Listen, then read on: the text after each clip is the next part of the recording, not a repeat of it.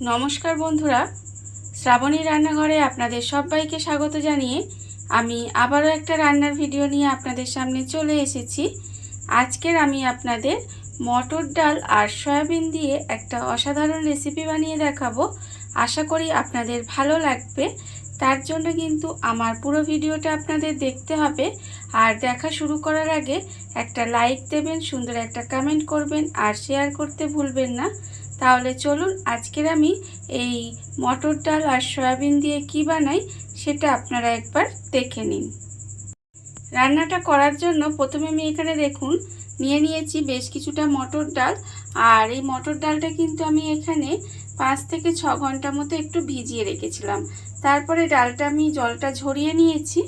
আর আমি এখানে মিক্সি নিয়ে নিয়েছি, মিক্সির মধ্যেই ডালটা নিয়ে নেব।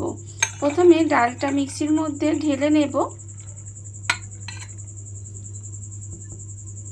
সমস্ত ডালটা আমি এখানে দেখুন মিক্সির মধ্যে ঢেলে নিয়েছি।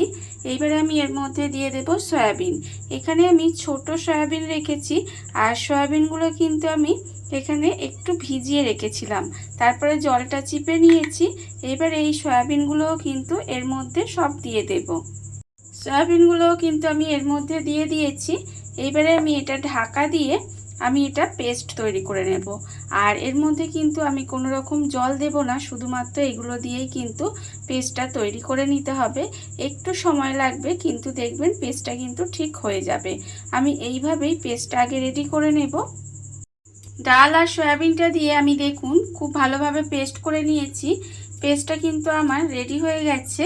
এইবারে আমি একটা বাটি নিয়ে নিয়েছি, সেই বাটির মধ্যে এটা ঢেলে নেব।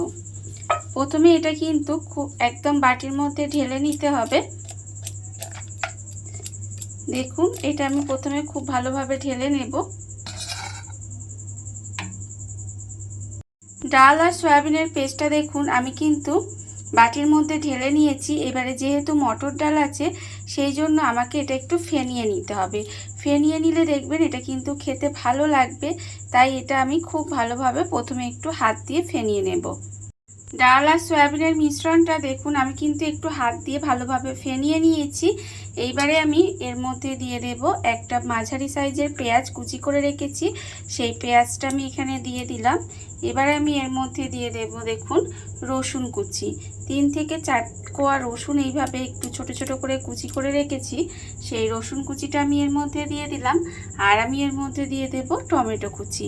এখানে আমি একটা মাঝারি সাইজের টমেটো এইভাবে ছোট ছোট কুচি করে রেখেছি, সেটাও কিন্তু আমি এর মধ্যে দিয়ে দিলাম। এবারে আমি এর মধ্যে দিয়ে দেব দেখুন কিছু গুঁড়ো মশলা। গুঁড়ো মশলার মধ্যে আছে এখানে আমার আন্দাজ মতো নুন, আছে আমার এখানে হাফ চামচ হলুদ গুঁড়ো, হাফ চামচ লঙ্কার গুঁড়ো। ঝালটা আপনারা কতটা খাবেন তার সেটা বুঝে কিন্তু লঙ্কা গুঁড়োটা ব্যবহার করবেন। আর আমি রেখেছি এখানে দেখুন জিরে গুঁড়ো হাফ চামচ, আছে আমার হাফ চামচ ম্যাগি মশলা, আছে অল্প সামান্য একটু কালো জিরে। আর এখানে রেখেছি আমি 1 চিমটির মতো খাবার সোডা। এই সমস্ত কিছুগুলোও কিন্তু আমি এখানে দিয়ে দেব। আমি এখানে ঝালের জন্য শুধুমাত্র লঙ্কার গুঁড়ো ব্যবহার করেছি। আপনারা এখানে ইচ্ছা করলে কিন্তু কাঁচা লঙ্কা কুচিও ব্যবহার করতে পারেন। এইবার এই সমস্ত কিছু খুব ভালোভাবে মেখে নিতে হবে। একদম হাত দিয়ে চটকে চটকে সব কিছু খুব ভালোভাবে একটু মেখে নেব।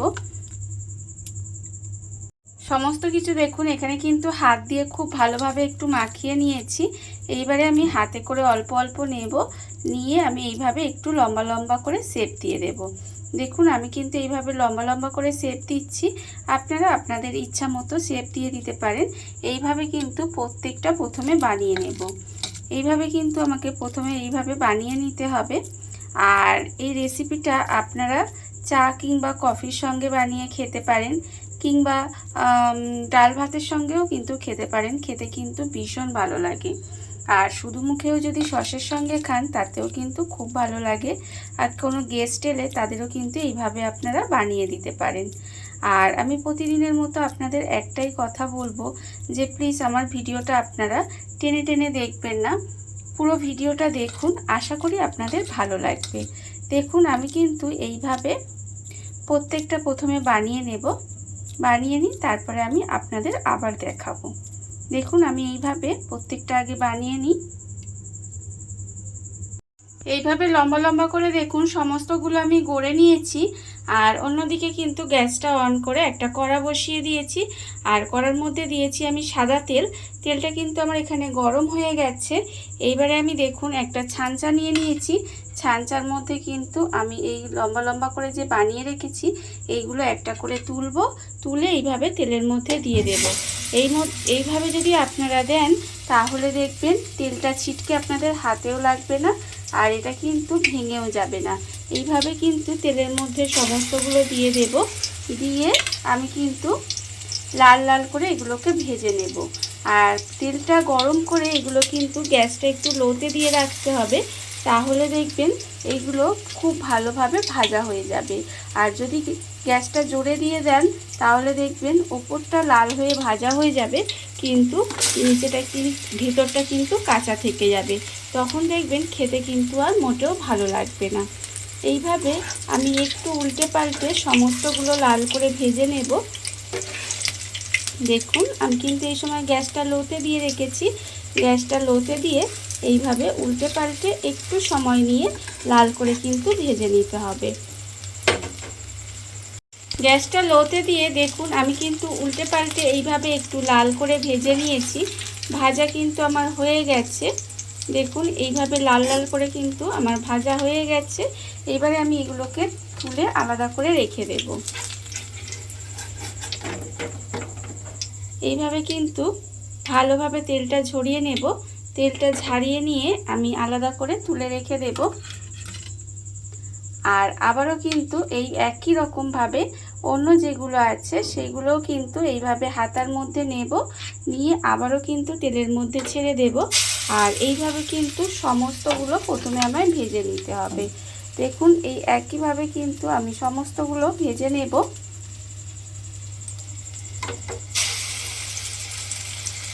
দেখুন বন্ধুরা, বাড়িতে থাকা কত অল্প উপকরণে কত অল্প সময় কত সুন্দর একটা মটর ডাল আর সয়াবিনের রেসিপি তৈরি হয়ে গেছে। আপনারা দেখতেই পেলেন। হাতে যখন সময় কম থাকবেন তখন কিন্তু এইভাবে আপনারা খুব সহজেই কিন্তু এই রেসিপিটা বানিয়ে নিতে পারেন। এটা কিন্তু খেতে অসম্ভব সুন্দর হয়। আর এইভাবে আপনারাও একদিন হলেও বাড়িতে বানিয়ে দেখতে পারেন। আর দেখে আমাকে কমেন্ট করে জানাতে কিন্তু ভুলবেন না যে আপনাদের কেমন লাগলো। আর এই ভিডিওটা যদি আপনাদের ভালো লেগে থাকে, আপনারা যদি ফেসবুক থেকে দেখে থাকেন পেজটি ফলো করে দেওয়ার অনুরোধ রইল।